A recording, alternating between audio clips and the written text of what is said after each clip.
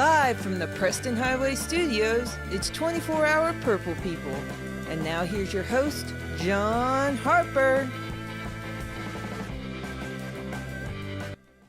Well, hello and welcome to 24-Hour Purple People.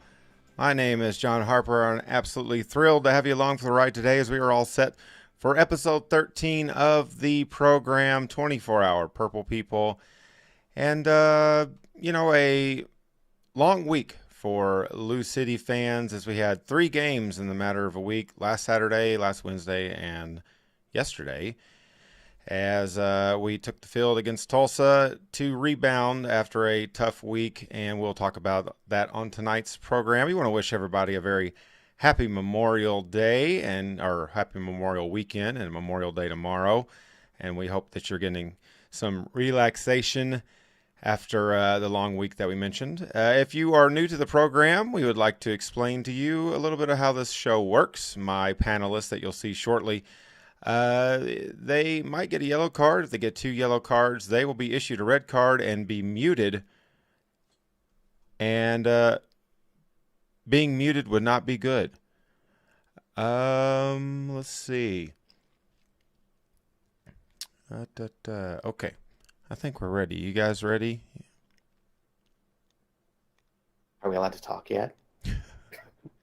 Yeah, we were muted, talk. John. You can. Yeah, talk. we were muted, John. Yeah. Oh, now you got on spotlight, I think. No, I don't. You can see both Maybe of you. I do.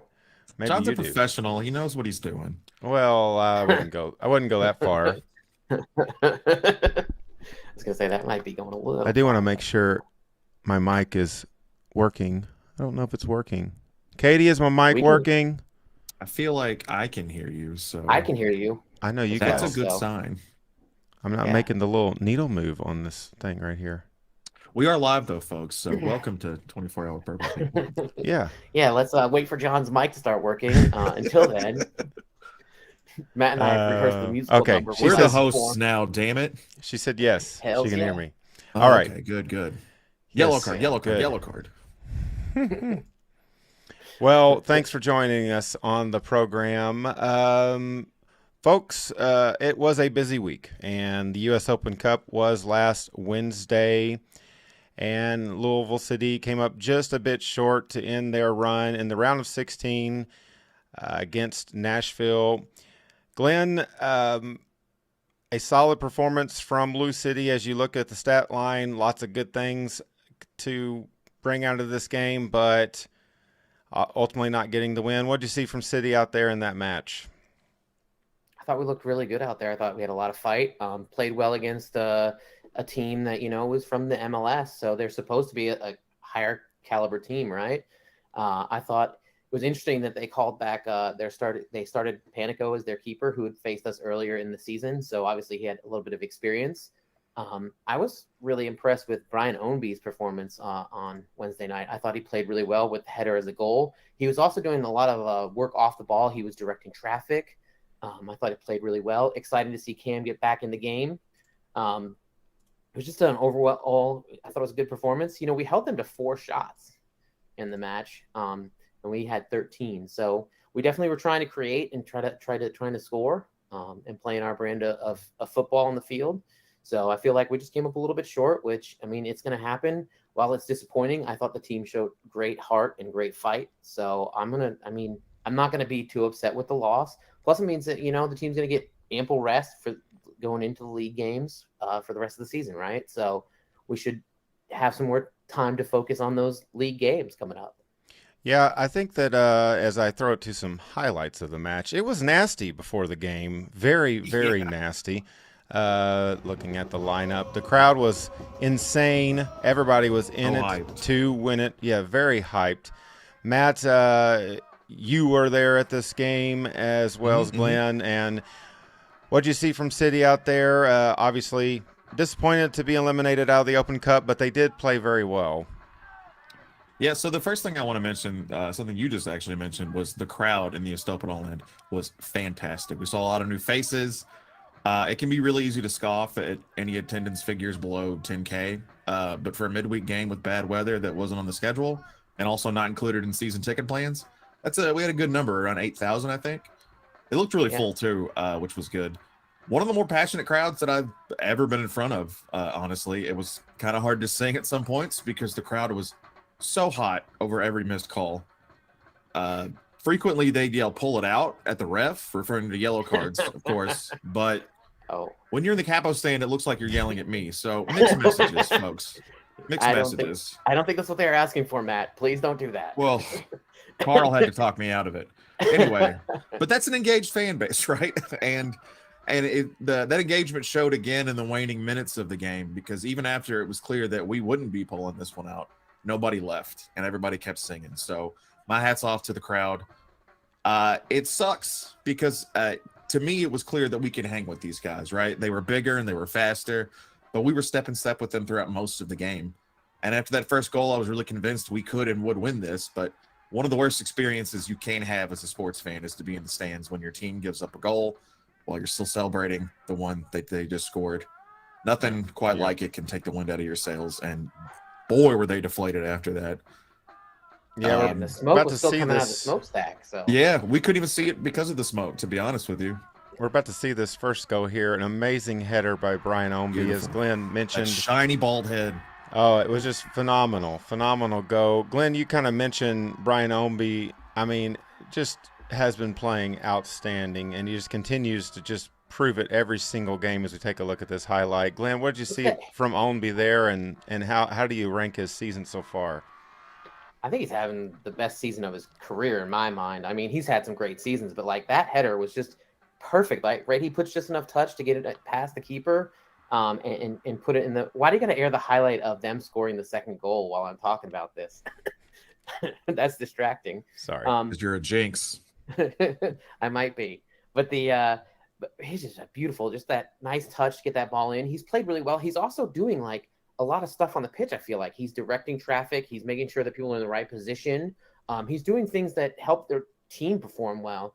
I think personally, I would have my only complaint about the match is maybe see him in there a little bit longer, and see him work with Cam to see if he can't get Cam into that game a little bit more, because I feel like there's some comfortability between players you've played with, especially when you're making, when you're coming back from an injury. It would have been nice to see if maybe they couldn't have fed off each other's energy. And he was definitely on that night. Like, he was owning. I felt like the Nashville team struggled to defend him, and it was clear. They also struggled a lot with Winder, which it was really sad to see him go out after he took a really hard knock. Well, that's why they took him out. It was good to see him come back on Saturday after he was pretty high up in the air when Hackison took him out. I'm surprised that the ref took so long to yellow card that. That seemed like a fairly dangerous play, and there wasn't much of a play on the ball for Hackison at that point. So I don't know why it took him so long to show him the yellow. I'm surprised he didn't get a red. That seemed very dangerous to me. But what do they call that in hockey? Submarining? Yeah, I don't know that I would have gotten up from that hit. That's for sure. He was pretty tough. High off the ground, and he's a tough kid. He got up and played it out. That second tackle when he gets tangled up at midfield, I mean, and he has no way to catch himself basically because he's tangled up with the other player and lands on that hip again. I think that he's a very important part of our back line, and it was disappointing to see him go out. But I also, like I said, start out with Ownby, and I think he had a great game, and he's had a great season overall. So, yeah, Matt, we're getting like playoff Ownby right now. What's playoff Ownby going to look like? He's going to be like he's going to turn Super Saiyan, right? Like the beard's going to turn blonde. Yeah. It's going to be great. He's going to like have flames around him. It's obviously disappointing, Matt, that we are eliminated, but we've got to really hang our head up on this one. Hang our head high, keep our head up. You know what I'm trying to say, right? Yeah, baby, don't cry. Got to keep your head up. Keep your head up. Yeah, we played well, right? We didn't go out there and lay down for any MLS team, right? We went out there and we played well. We got bullied around on the ball a lot too. Not just Winder, like we all got kind of pushed around out there. WWE superstar Sheamus was in the stands. There were a lot of two-hand shoves that didn't get called. I was fairly sure that that's against the rules, but I can't be certain. I'm interested to see refereeing wise, like, do they all pull from the same like sort of pool? Like, I feel like we were sort of caught off guard with how they were calling this matchup for us, right? Like, I know that the pro refs are tiered based on, what they can and cannot call. So, like, what pool does the USOC draw from? Are these MLS for all intents and purposes, referees, or if they're MLS refs, I mean, it's felt like the calls changed throughout the match too, though, right? Like some things that were a foul in the first half were not in the second, and then they became fouls again later on in the match, and it was just very confusing what was really a foul and what wasn't. You're not going to get consistency on pro refs. That's just a little too much to ask for.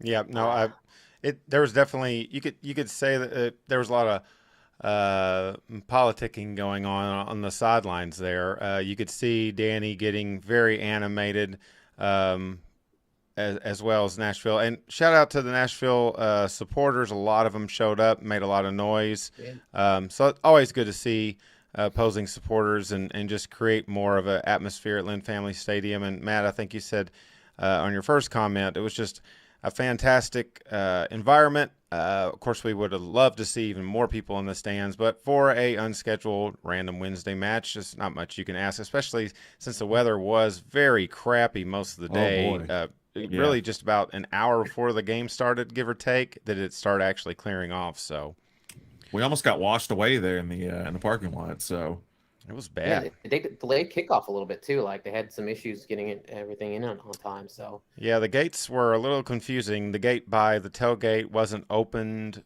on time, but the gate around the front next to the $2 beers was open. So you had 100 people standing in line on the tailgate side. So that was a little confusing. They're all drenched and they all smell like shit.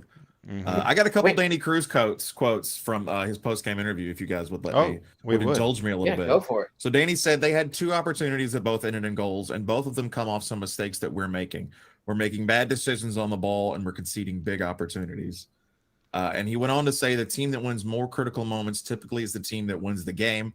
And when you look at the last 3 games, that's the battle we've lost. And I think that really sums up sort of the skid that we've been on. And being that close, really like hanging with Nashville and being that close to taking them out, it's just a few key moments that flip and we're right back in this game, right? We're having a completely different conversation about how we're moving on, So yeah, it's a game of inches, it's a game of seconds. Yep, and it also goes to show you, they hold Nashville to 4 total shots. All 4 were on target. Exactly. So, I mean, that it's very frustrating. We should have won that game. I mean, Matt and I warned them last week, right? We said Mukhtar and Sapong were going to be dangerous, and that we had to play until the end whistle, right? So, I mean, I don't know. They need to start watching the show, I think. I had assumed that the entire locker room sort of gathers around, and they all get their snacks, and they all watch this show live. But I guess I was wrong. So, way to go, guys. Thanks for nothing. That was definitely wrong to assume. Don't forget, if you are watching us live on YouTube, you can join in on the chat. Katie's all lonely on there. Just join in on the chat and have some fun with us tonight on this special. I'm going to give you both yellows for thinking the team watches this show. I do want to say I hope they got some sort of inspiration from maybe the Lord of the Rings thing, or maybe they're taking Luprin today. I don't know. So I could have used some Luprin today. Jesus. I think we all could have used some Luprin. You know what? I think it's time for this. It's table talk. Bop. Well, so it's not really a table. It is more of a tournament grid, but I just needed an excuse. I was really confused. I needed an excuse for that graphic.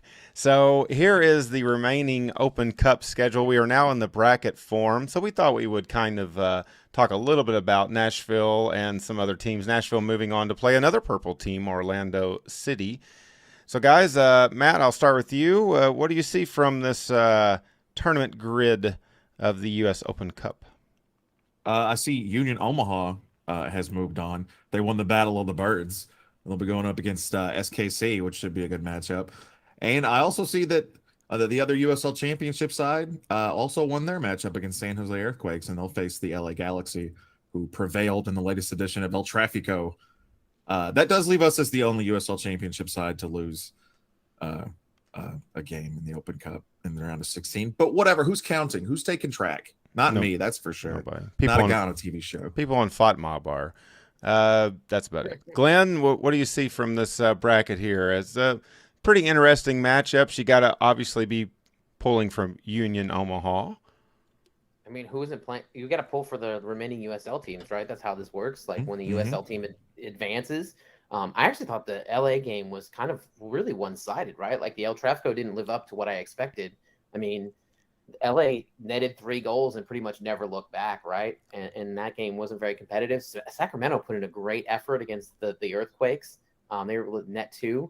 That Minnesota Union Omaha game was a cracker, right? Like they get scored on early by in 6th minute, they go down 1 goal and then come back and score 2 unanswered goals to advance against the MLS side.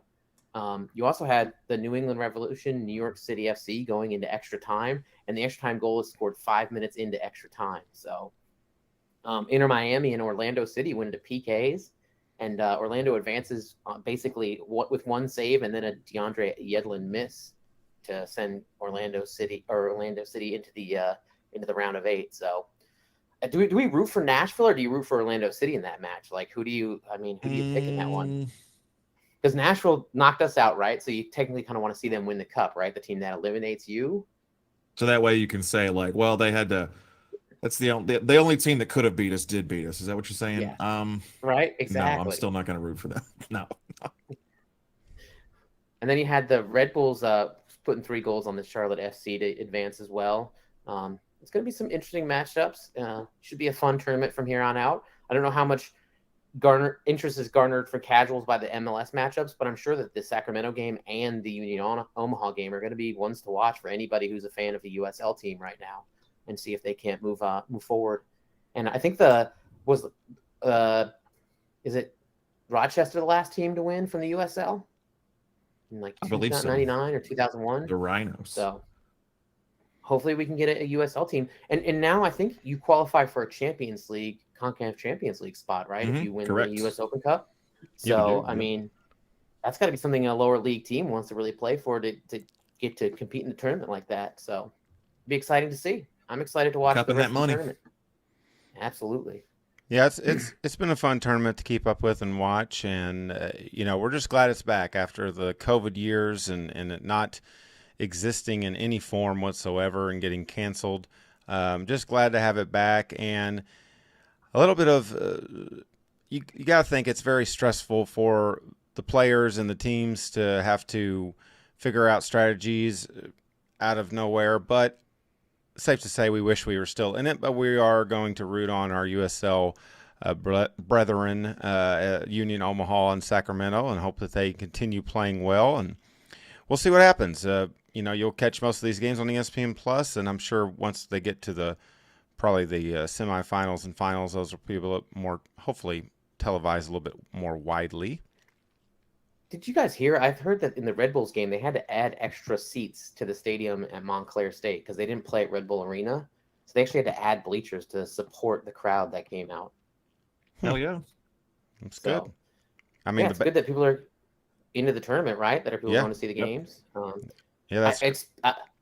I have one complaint that I'll make to the Open Cup, and that's that maybe you let the lower level teams host games no matter how far they advance. Like the lower level, right? Like it just makes sense that the lower team should host the game. So this should not only be a show, this should be a showcase of all the vast varied teams within the United States, right? This should be a showcase of all those teams, lower level or not. So yeah, I believe that they should always and that's not just because we're second tiered, right? Like we should be hosting as well, but like lower league team should always host, I think, anyway. Yeah, I mean, you're always going to have a nerd on a podcast, so yeah.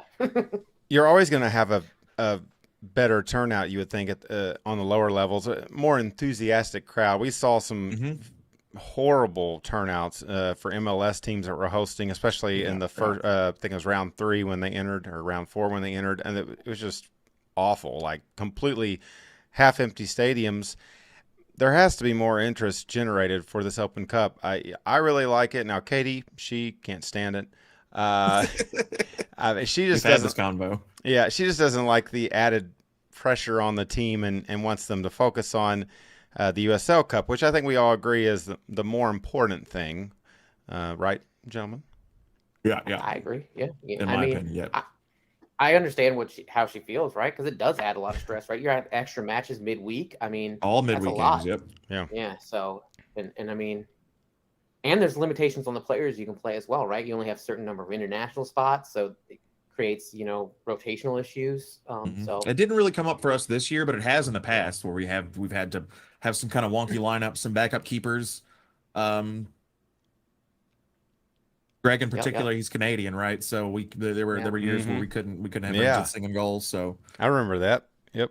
Yeah, that was always interesting to deal with. Well, we'll see. Hopefully next year we'll have another deep run. I mean, it's still an impressive run by Louisville City. Some very hard-fought matches in the Open Cup this year, and they just showed a lot of grit. And we're very proud of our boys in purple. And absolutely, they really, really stood up to Nashville. And there was multiple news stories coming out of Nashville, sports reporters, the Tennessean, and some other reports talking about how great Louisville City is as far as just front to back, the facilities, Lynn Family Stadium, and not being much difference between us and them when it comes to the overall package in MLS and USL. Yeah, take that, Seamus. I also thought it was like the game actually felt like a rivalry game to me. Like it had that chippiness on the pitch. Like it just had that that extra, you know what I mean? Like there's that extra little bit that goes on when it's a rivalry match. And that extra oomph. Yeah, it felt like a rivalry game. I really enjoyed it. I'm not gonna lie. I thought it was really fun to play them, and I really want to thank the team. I thought they put in a great effort this year. They played really well in these games, and they did a great job representing Louisville City. So yeah, I'm disappointed to see them get knocked out of the tournament, but they did a great job in the matches they did get to play. So and they made it really exciting. Yeah, every team we played brought their A game, and we had multiple games go to PKs. I mean, everybody was in it to win it, and they wanted to advance, and we did too, but just fell just short. But we have nothing to be ashamed of. Louisville City should be very proud of their efforts. And speaking of very good efforts, a tremendous effort was made last night. Yeah, segue. That was good. I have some highlights for this one as well. A beautiful day at Lynn Family Stadium. Could not ask for a better picture-perfect weather day. Lots of excitement on the pitch. Babies doing wipeout. It was just absolutely amazing. Matt, I'm going to start with you on this one. We talked last week about Tulsa giving up a lot of goals. That trend continued. What did you see from City last night? So we walked into this game with a 3-game losing streak across all competitions. And when you consider that we went all in on Nashville just 3 days prior, and we were staring down an unprecedented 4 straight losses, there was a lot of pressure really on this team to go out there and have a good performance. I'd really like to pull back the purple velvet curtain a little bit and say that in our group chat, both John and Glenn, and maybe even famed astronaut John Glenn, thought starting Cam over Wilson was a mistake, and for that they should both receive yellow cards. I was the only one who had Cam's back.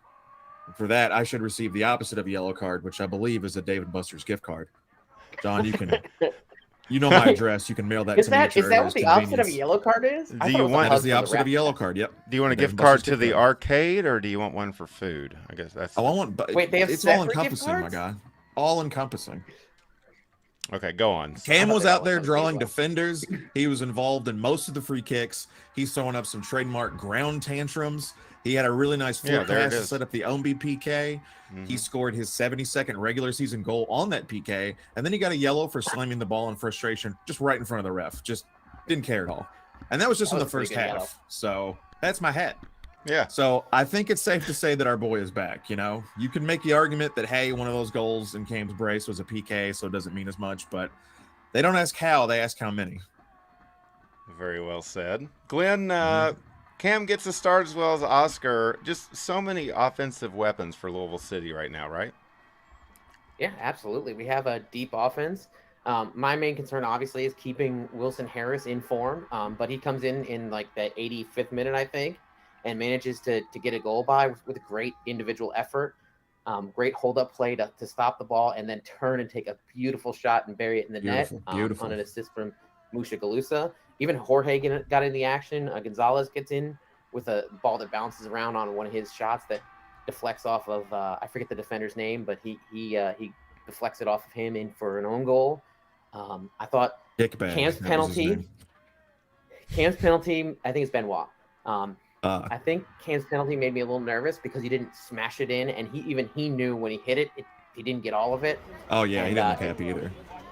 it looked a little nervy there. I also think that Ownby gets half the credit for that goal because he earned that PK on some great individual effort there. He basically made something out of nothing. He had gotten to the end line, had really nowhere to go, and was covered, and just drew a penalty.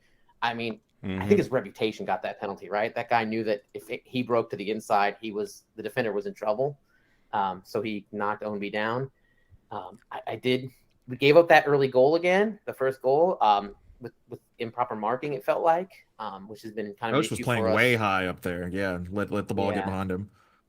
And just he couldn't. I don't think that Winder could get back and make that run, right? Because Winder was on his shoulder, but just couldn't get in front of him. And I mean, it was a over the top ball that was skimmed in by Williams to Brown for the goal, which has been an issue.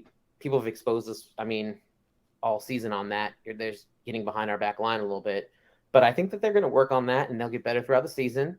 It was great to see Winder back on the pitch after that hard hit on Wednesday night. I do think that we look a little shaky at times on set pieces, but that's another coaching thing that they can definitely work on in practice. With Cam's brace last night, he moved into third all-time on the USL scoring list. He's only he's only 3 goals behind Herzog and Hartford, and then 20-something behind Dane Kelly. Say he's like 50 behind Dane Kelly. But Dane Kelly's played for like 12 different teams. I think he's played for quite a few different clubs in the USL, but Cam's only played for 2, I believe. So, And Matt, but he's on 104. Matt, Tulsa had some momentum going into that first. Glenn just said, that first goal. I felt like they had a lot of control and possession in that first half, but City was able to pull it out. Yeah, they held a pretty good defensive shape for pretty good portions of this game, but I honestly didn't think they really had a chance when watching it back. Their best bit of possession was in the first half, and that was all due to giveaways that we let go in our own half, right? That's kind of becoming a little bit of a running theme for us and harkens back a little bit to what Danny Cruz was saying after the Nashville match. We sort of let teams back into the game and give them chances when they can't generate their own. But I think that the Tulsa goal was scored against the run of play for sure.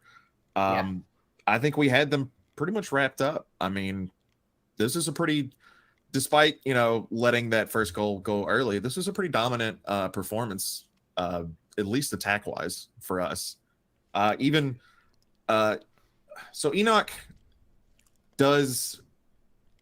He's sort of guilty of that same thing that Ownby used to be guilty of, where he sort of starts a run down the channel at like blazing speed and only to look over and find nobody there, no target man. So he's got to sort of learn to link up with his teammates a little bit better, because right now he's kind of on an island. But he was able to do that for that own goal for Jorge. So like we're seeing things starting to click a little bit more between our top 3. So did you know that at the half we were level on shots with Tulsa? We both had 8 shots and 1 big chance created, and we had possessed the ball 66% of the time. So their goal was definitely against the run of play, but they were definitely getting their chances in the first half of play. But I felt like we settled in the second half and just dominated and took everything away and made it difficult for them. I was shocked to see that we only had 3 corners and they had 3 corners as well. That kind of surprised me because it felt like we just had so many more. It felt like we had so many more opportunities, but. How many total shots did you say we had? We had 14 total shots 14. And 8 on, and they had 10 with 3 on. Yeah, so. Yeah, but they had more shots than we were used to seeing out of opponents from Louisville City. I mean, after holding Nashville to just 4, kind of shocking in a lot of ways that Tulsa was able to get 10. I'll ask this to both of you. I'll start with Glenn. 3 straight losses between all competition, and then this big win yesterday. It felt good to get 4 on the board. Glenn, I'll start with you. Are you as confident as in this team as you were before the 3-game losing streak? Or is all the confidence back? I don't think that I ever lost confidence in the team. I think that they had a difficult stretch, but you typically have that, right? Like every season we've had a few losses mixed in where we have a little bit of tough stretch. I feel like if you look at talent, depth-wise in this roster, it's probably one of the best teams we've had, and we compete with that 18-19 squad So I never really lost confidence. I think that they're going to figure it out. I think this is a cup ready team. If everybody stays healthy down the stretch, I think there's a good possibility we can win it all.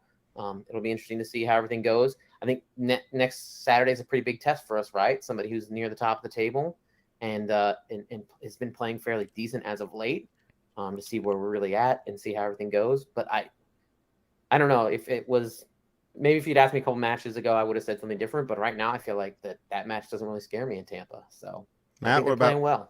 What about you, Matt? I think we've sort of seen the heights of this team. Maybe so far. I want to say that so far we've seen the heights of this team. I think back to the Pittsburgh performance and how sort of dominant that was for us in that 2-goal win. And that to me is sort of the peak, because Pittsburgh's a very good team. They were very dangerous, and we completely, on both sides of the ball, just completely held them at bay. And it was good shit, right? Yeah. Did I lose confidence? Not really. We're sort of entering a new phase of the season now that USOC is done, and we're sort of entering into the dog days of summer. And if you follow this team for really any amount of time, you know that we have a little something that the fans have dubbed the summer slump, right? We always, as Glenn mentioned, we kind of always end up dropping a few right in the middle of the summer. It's a long season, so I mean, sort of to be expected. But I don't think I lost confidence. I wouldn't say that. I do think that this game was exactly what we needed, though. It's a big momentum shot in the arm, right? It was a great match and a great atmosphere. I got to pop smoke twice. We got to watch a little bit of the Champions League afterward. And then I had plantains and arepas. So it's pretty much a perfect day. Well, there you go. Well, we hope you're having a perfect day and enjoying 24-hour Purple People. Hey, don't forget to subscribe to this channel and hit that like button while you're watching. We really would appreciate that. Guys, I think that is it for the first half of action. I'm going to hit the whistle that you can't hear, but I swear it's going to blow. And we will be back after halftime hug time to talk about all the excitement of next week, heading back to Tampa, and also hosting the Courage at Lynn Family Stadium. Stick around, folks. We will be right back. Halftime, hug time.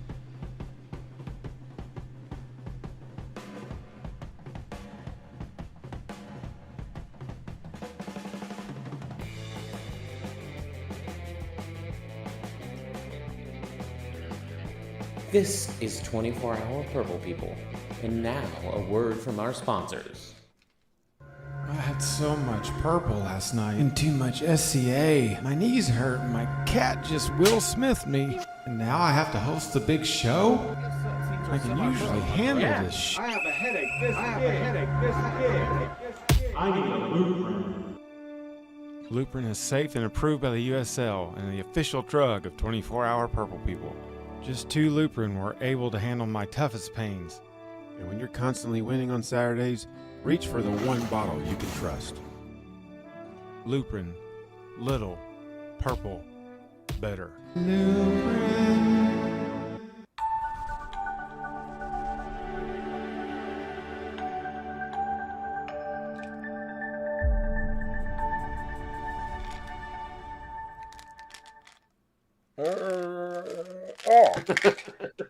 Sorry.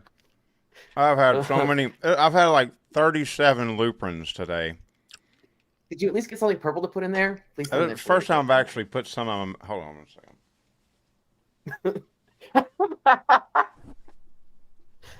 I'm not a big cinnamon candy fan, so sorry. Can't we get you something purple? Do you like grape? Well, I could not find any purple candy. Put some grapes in there. There's one. No, like grape candy. Oh, what was it called? Not Now and grapes Later. would fit. Something else. I can't remember the Are name there of it. warnings? Are there warnings on the side of that bottle? You have to read those, John. You can't just like shove them in your mouth. Really? I never read the warnings. I thought that was just in case you were, I don't know, pregnant or something. I'm right? 47 In case you're deep. alive, you need to read these. Oh, I hope in case you're nobody alive. ever looks at this bottle and goes, "What kind of medicine does John have that requires a bottle?" We raise horses over here, folks. All right. I got a horse you can raise. Whoa. I'm not even sure what that means. No, I'm sure it's a There we or go. something. Yeah, just start the second half off with a shebang. That's okay. Please talk you're about his horse. You're a second on this one. Preview time. Racing hopes to have a lot of courage as they are back at the FAM next Saturday. Yeah, thank you.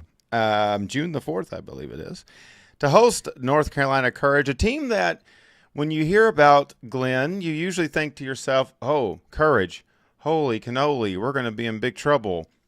They're the reigning defending NWSL Challenge Cup preseason KFC Domino's champions. KFC Domino's? That's the sponsors. But, yeah, not looking so good. Lowest rated on FOTMob of all the NWSL teams, bottom of the table. What do you see from Courage going into this matchup, Glenn? Like you said, the Challenge Cup winners of 2022 season, they're playing their 4th match of the season tonight. So they've only played 3 games up to this point. So I don't think we have a large sample size to see what they're really made of. They are currently at the bottom of the league. They haven't won a match yet this season. They have an away loss to Angel City, 2-1 loss, and then a 2-1 home loss to Orlando and a 1-0 home loss to the Wave. So really, like I said, it's a small sample size. They're giving up quite a few goals. They only have 2.3 shots on target per match. So they're not even really shooting the ball all that well. Going to be interesting to see what they bring in. Obviously, they're going to be a team that's looking for a win, so it could be a little difficult. So you have to be careful and play your game and make sure you don't get sucked into anything. I think that we're going to match up fairly well. They do give up almost 1.7 goals per match, and they're only scoring 0.7. So I feel like it's a match that's winnable for us. It'll be interesting to see. Hopefully we'll get a nice crowd there at Lynn Family Stadium on Saturday.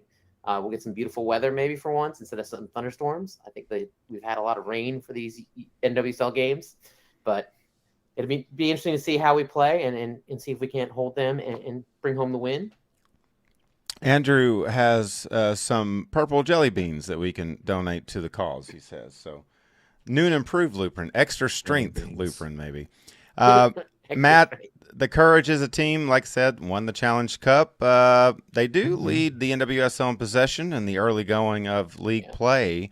What do you see out of the Courage? So just a quick update. They are playing the Dash as we speak, and in the 30th minute, they're up 1-0 on Houston. Diana Ordonez is the lone goal scorer in that game.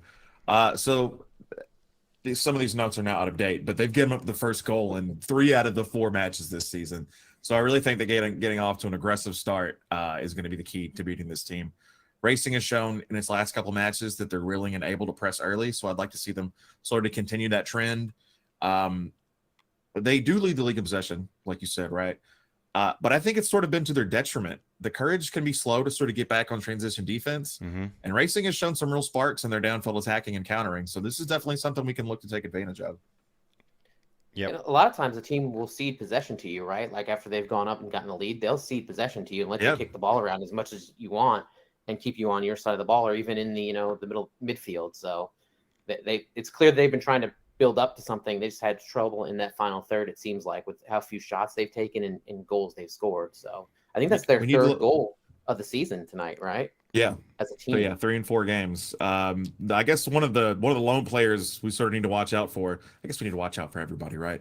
But Brazilian national team midfielder Davina has recorded 1 of their 3 regular season goals this year and is their most consistent shooter. She's averaging about a shot on goal per match this year, so we should be on the lookout for her. But I do think that we got a really good shot at letting them continue their early season woes. Yeah, Matt, what you said a second ago, that possession can kind of drag you down, and Racing creates a lot of big chances. They actually lead the NWSL right now in big chances created, and hopefully it's a great combination to make Louisville just really dominate this game. It'd be great to see after seeing Lou City win 4-1. I think we kind of talked about last week, what's more fun than winning a game 1-0 is winning a game 2-0 or 3-0. It would be great to see some more offensive firepower from Racing. Glenn, any closing thoughts of this game against the Courage, a team that historically historically has been a very solid team. Historically. I think something we didn't mention is Balcom is currently on that team. She left Louisville and has joined their team. I think that we're going to be able to play our brand of football, and I agree with Matt. We're going to need to press and try to get some goals early. I would love to see a 2 or 3 goal win. I definitely a team that's given up a lot of shots and giving up a lot of goals. I think we definitely have a big chance to put on a good show for the crowd at home. So I'm excited to see what they bring and see if we can't get one at home on short rest too, right? Because we're going to play Monday, the game we reviewed in last week's show because I can't read a calendar. That's okay. It's okay. Yeah, Matt. It's hard. There's all those numbers. Matt, any closing thoughts from you, sir? Eh. All right. Fair enough. I like that. I like that a lot. Oh, I like when Glenn agrees with me. I'm going to go ahead and say that, put that on the record. That's my closing thought. Yeah. Happens. It so rarely happens. Once so every I 3 like shows or so. Yeah. No, I think we kind of we'll see tomorrow in Kansas City. We talked about that last week. Check it out in the archives, episode 12. We talked about next week. A lot depends on that match tomorrow. We had some great momentum going into the match tomorrow, and we hope to continue that momentum. I think that plays a huge part, especially in the early going of the season.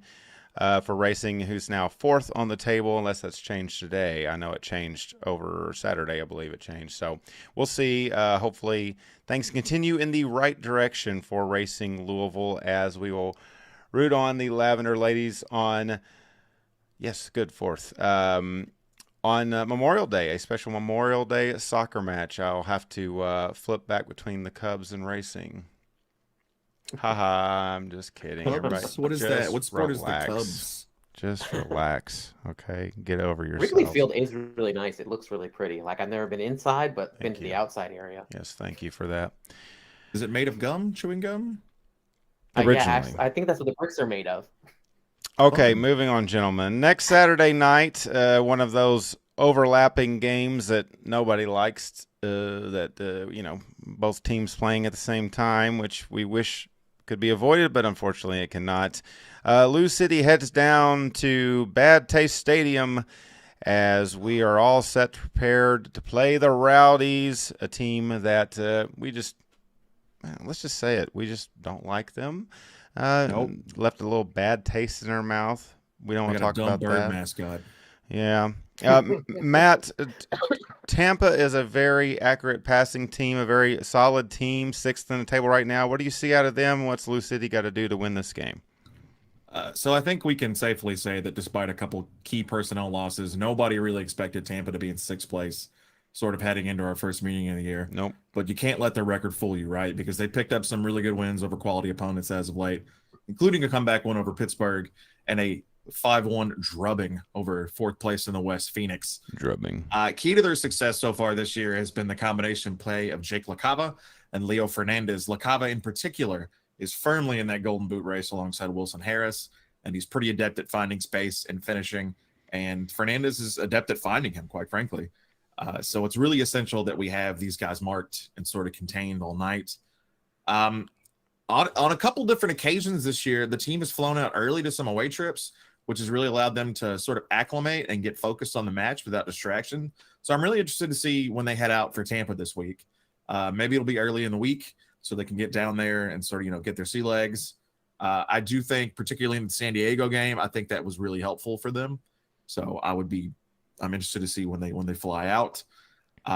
As I'm sure everyone is sort of aware, right? This is our first visit back to Al Lang Stadium since the Mkasana Miracle in last year's Eastern Conference Final. I said it. You can card me. That's fine.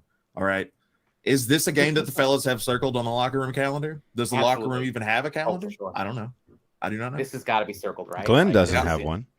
I know. He can't read one. I can't read one. But Why would I have one if I can't read it? The fans sure have this one circled. I'll tell you that, right?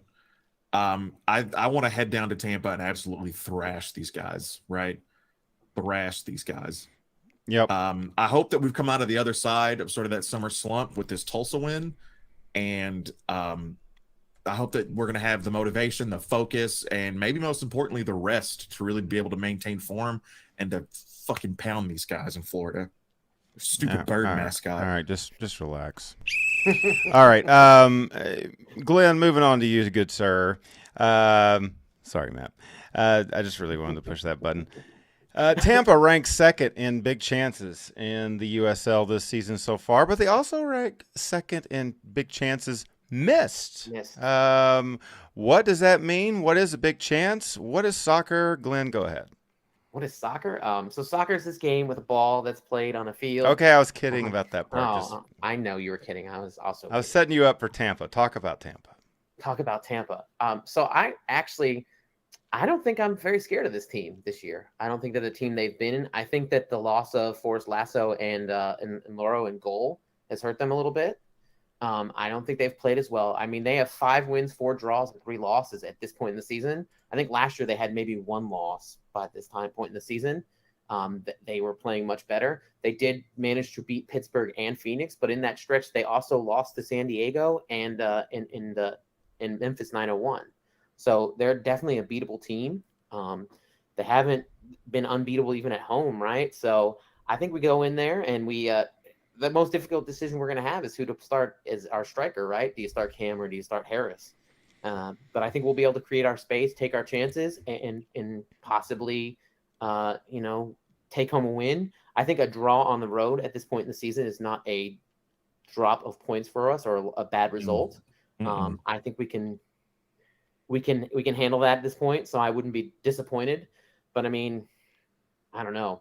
I feel like this is a team that's beatable, and I feel like we're in a better position, especially with that win coming off of Tulsa and the momentum we're building. I feel like we're in a good position. While they do still have Lewis Hilton, Sebastian Gonzalez, and Lucky M. Quintana on the bench, like I said, they did lose Forrest Lasso and Everin Leroux. So I don't know. This doesn't look like Tampa of 2021 to me. Yeah, this is an Eastern Conference champion Tampa. I don't think so either. They've added Kyle Gregg, who's taken the most shots of anybody in the USL. Matt's Kyle Gregg on the pitch, but you said this is not the same team. You agree with Glenn on that? I do. I definitely agree with Glenn on that. Glenn, I want to ask you a question. And I know I've called both of you out previously already this episode about the Cam Wilson thing. Who do you start? I mean, that's difficult to say, right? See, I would start Harris because I think Harris has got a little bit quicker step. Plus, it seemed like near the end of Cam's run, he might have been limping a little bit. So I want to try to conserve Cam and maybe bring him in late. I feel like the style of play that Cam plays is a little bit more physical. And when the team is worn down, I feel like that's tougher to deal with at times, right? Because Cam uses his body more. I feel like Wilson's more of an accurate shooter. And Cam is definitely somebody who does, right? Like he creates his own space, where Wilson is more precise on the ball and picks his shots. So that's how I would start it. Obviously, I'm not a coach. I'm just a guy sitting in my guest bedroom recording a podcast. So, I mean, vodcast, sorry. I think you can't go wrong starting either of those guys. I think it's going to depend on who shows out in practice probably for coach, right? Like throughout the week, and who looks like they're in the best form. And that's who you go with. I think that striker and keeper, right, are the 2 most difficult positions on the team because they require the most form, right? Like you want to make sure you have somebody who's in form and ready to as a striker, take the big chance and score and net the ball. And I think that takes a lot of getting in your head and getting mentally prepared for. And I think the same is for a keeper. I think a keeper needs to be very well mentally prepared and be ready to be in the game. So it'll be interesting to see who does start. Like I said, I would start Harris just because I think he's a little quicker and I think he would create some different issues for them. And I think that also depends on the wing. I think if you have Ownby, I think that you can start either guy because I feel like they both feel comfortable with Ownby. And I think that he's been creating a lot of space for our attack because he does draw players out. So he's a one-man wrecking machine. Yeah, I think I would feel comfortable on the pitch with Ownby. I mean, he just everybody that surrounds him, he makes better. Glenn, I hope that all your guests and the luxury guest wing and the guest bedroom enjoy this red card. Matt, we'll just turn the question that you asked Glenn around back to you. Who are you starting? I actually agree with Glenn. I do think that Matt Wilson Harris gets the start, specifically because we can bring Cam on later and get those fresh legs in there to really, grind them down the rest of the way. It's keeper and striker are definitely, you have to have insane levels of self-confidence, right? In order to play those positions. Like I wish I had a fucking fraction, like 0.5% of that self-confidence, because I have none for myself. But I think that Wilson coming in and scoring that extra time goal, that stoppage time goal, really showed me a lot about him personally, like in terms of who he is as a striker.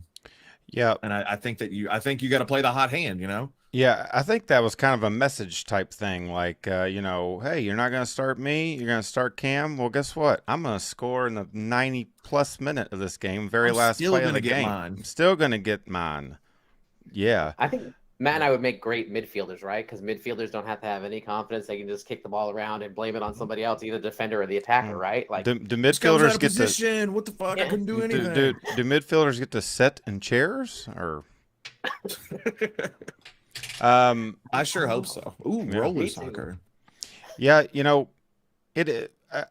misspoke earlier. Bad taste in my mouth stadium. I think I said bad taste stadium. Whatever. Bad taste in my mouth stadium is what I meant. What does that mean? It means that last time we were there, it was not good. So it left a bad taste. I thought in my it was mouth. Sponsored by some sort of like bad terrible condiment. tasting gum. Yeah, cinnamon candy. Yeah. Yeah, I mean, I already talked to some people yesterday that are going down there. These overlap games, Hell yeah. I just not a big fan of them, but you really can't avoid them. Can't avoid them much, but it is what it is. But we'll be at Racing watching Lou City or vice versa. I mean, if they could put the Champions League game on the big screen and all that, maybe they can find a way to get Lou City on there. That would be nice. After the game, right? Like not during. Yeah, I think that would be not during. No, that'd be confusing. That would be confusing. Do we congratulate Real Madrid, by the way? Here's red cards, just because I felt like pushing the buttons again. And pushing my fucking buttons. I want to think. Why are you talking? Now you're going to be red carded for even longer. And I'm going to unred card Glenn. How do you like that? Thanks. And you get a yellow on top of that. No, I think there is a little bit of, obviously we're going to have a rivalry with Tampa probably for forever based on the end of that campaign last year.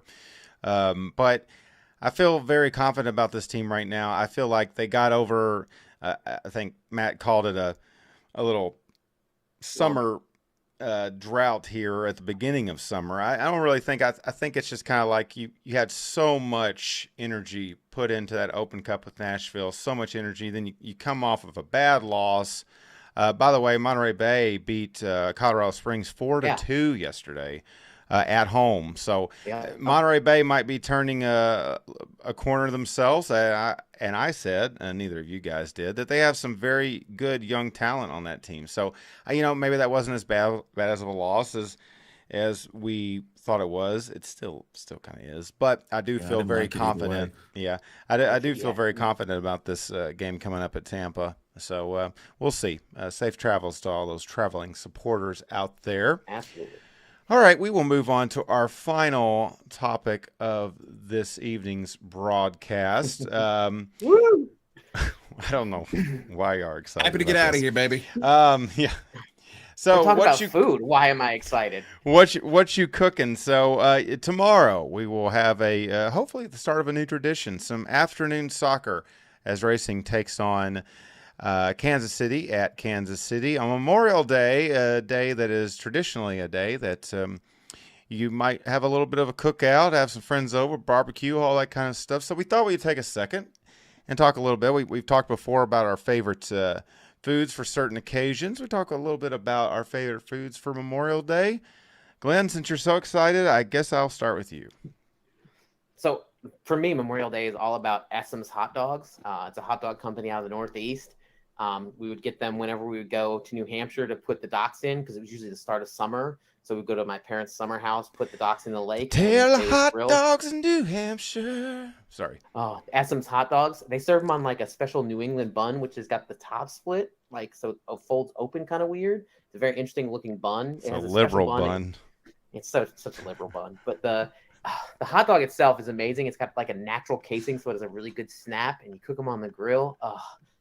But like it's always the beginning of the summer for me. It's not summer until I've had that first Essam's hot dog. So what? Say that again. Essence, like spell it. Essam's, ESSEM. Like the R&B group, Essence. Get an ink pen Essam's. over here. Essam's hot Do you dogs. work for Essence? I don't. They're like my favorite hot dog. Like I don't eat a lot of hot dogs until we get to New Hampshire. Like then I usually buy a package of these hot dogs, put them in the freezer, and grill up a couple of them throughout the summer. But it's always like the start of summer, right? Like Memorial Day kind of starts summer for everybody, right? Like it gets, it's the that's beginning of kickoff. warmer weather and starts summer. And it reminds me of being a kid, because that's what we did. We left for New Hampshire, we put in the docks, and then after we put in the docks, there was always a barbecue, and we had those Essam's hot dogs. And Sitting in the dock and eating hot dogs. Eating those Essence dogs Quit with a split bun. Blah, blah, blah, blah. I'm gonna quit freestyling songs about your hot dogs. John, when you go to Good, New though. England, you'll be able to find Essam's hot dogs. They may actually still serve them at Fenway. I'm not 100% sure, but I'll check they it definitely out. have like this traditional New England style hot dog. It's usually boiled and then grilled. I don't know. They're good. Okay, Matt. Kick off to summer tomorrow, Memorial Day. Tell me a little bit about your favorite barbecue items. I'm just gonna say I didn't know anyone had like a favorite brand of hot dog. Like this is the first I'm hearing about this. Like I've never been brand loyal to hot dogs. When I say hot, like just pick me up hot dog. I don't care. Just like it's all made from pig anuses anyway. What's These are really primo pig anuses. Dodger Dogs? That's a different brand. What brand is that? I've had Chicago dogs, right, where they Mhm. put the pickle on there. Oh yeah, those are good. That's too much. There's too much shit on the bun for that. Why is there so much stuff? I don't. This was difficult for me. I don't know. The main thing I want is to not be in charge of the grill on Memorial Day, right? It's too much pressure for me. I just want to sit back and I want to drink as many beers as my body can hold, and I want someone to then serve me food. That's what I want, right? And this works out well because like all my family and friends are more than willing to take over and grill and do all their shit, right? I don't want to do anything on Memorial Day, right? I want to sit there, maybe lay in the sun a little bit, maybe drink a shandy. I don't know. Watch racing. Watch racing. Absolutely. Yeah. Gentlemen, I have a question about barbecues and Memorial Day foods and Please, stuff like please. that. So Mike Watts had made a little coleslaw reference on the Louisville City broadcast the other day. Correct. And decided to post a little vote on Twitter. So I thought we would do a little bit of a little voting between you gentlemen. Matt, I'll start with you. Your feelings on coleslaw? Somebody's gonna go first, right? Oh, You're Matt. going first. Yeah, you. It's trash. It's bad. I don't like coleslaw. It's gross. All That's right. my vote. Glenn? Gross. I'm going to go with I completely disagree with my panelist, co-panelist, Matt, and say that coleslaw is amazing. It's great on barbecue. It's really good on spicy foods if you get a nice creamy coleslaw. But it is just shredded cabbage and mayonnaise typically. So it is kind of gross when you think about it. Okay, Or I'm up with vinegar. that. Like, oh, Like- look at these ribs. Look at these delicious sides. You know what this thing's need? We need cabbage here. We need to introduce cabbage to the mix somehow. It was definitely like leftover, Disgusting. right? Like somebody had like cabbage laying around and they were trying to get rid of it. And they're like, what will people eat? Oh, if we put some vinegar in this, they'll totally eat this. We'll just put it with the ribs. Yeah, we'll put it over there. it We'll now shred it up real fine. Yeah. People won't know what it is. We'll just throw it over there. Yeah. Put it correct in a me. bowl. Correct me if I'm wrong, gentlemen, but there's two different forms of mayonnaise. Or mayonnaise. There's coleslaw with mayonnaise, and there's coleslaw with Like vinegar. vinegar. Yeah. No, that was it. Yeah, that's There, correct. that's yes. correct. There are two different yeah. coleslaws. I enjoy a good coleslaw. Like I enjoy it if it's sitting on a plate next to my baked beans and some other stuff. You know, it's a good little thing. But it is interesting. Where did that come from? It sounds almost like, although it doesn't really make as much sense, but it sounds like, it's like that 1 a.m. College dorm food, mix all this together and come up with it. But surely somebody would. That's more of like a peanut butter with, banana Elvis sandwich or whatever. Dude, what college kid is waking up at 1 a.m. to make coleslaw? Cabbage. With cabbage. Who is a cabbage? Yeah. Did you have a cabbage when you were in college? Who had a cabbage? Like, I don't remember anything green in my refrigerator when I was that age. We need this fridge to smell more like farts. Put a cabbage in there. Like, who says that? It doesn't smell farty enough in here. Would you got like have either of you ever craved coleslaw? No. Have you ever woken? Oh God, I gotta have that coleslaw. I need to scratch that coleslaw itch. Nobody's ever said that. Well, I will say that it is, to me, it's a essential part of a barbecue. Balanced breakfast. Or a I balanced potato breakfast. salad. Like, potato salad's more of an essential, right? Like, if you're gonna have something, have I potato agree salad. with that. Yeah, potato salad's good. It took me a while to come on to potato salad because I'm not good with things that like deviled eggs to this day, will not eat. And I probably will never eat them because it's just things that smell a certain way I just cannot eat. God, deviled eggs are amazing. So it took me a while to get on to potato salad, but now that I discovered it, and that's another dish that can be cooked a couple of different ways. Oh yeah, German I don't potato like deviled salad that's eggs. hot. Oof. I don't like deviled eggs because I'm a texture eater. They're too soft for me. I don't like that. I think And that's it's why a little bit of like crunch. Yeah, that's why Katie can't do seafood because it's not really the taste as much as it's just like that texture and weirdness of some of it. Like mushrooms. Beth has that thing with mushrooms because they're the weird texture. Yeah. Slimy like boogers. You know, if you Katie loves make some good mushrooms. deviled eggs and you put a little bit of onion that's like diced up into the yellow stuff you make with the yolks, it gives it a little bit of crunch and makes them a little bit better. Just if you're ever preparing them and want to try it and see if And you then might no one like will ever it. kiss you ever again. I mean, aren't we at the age where we're tired of being kissed anyway?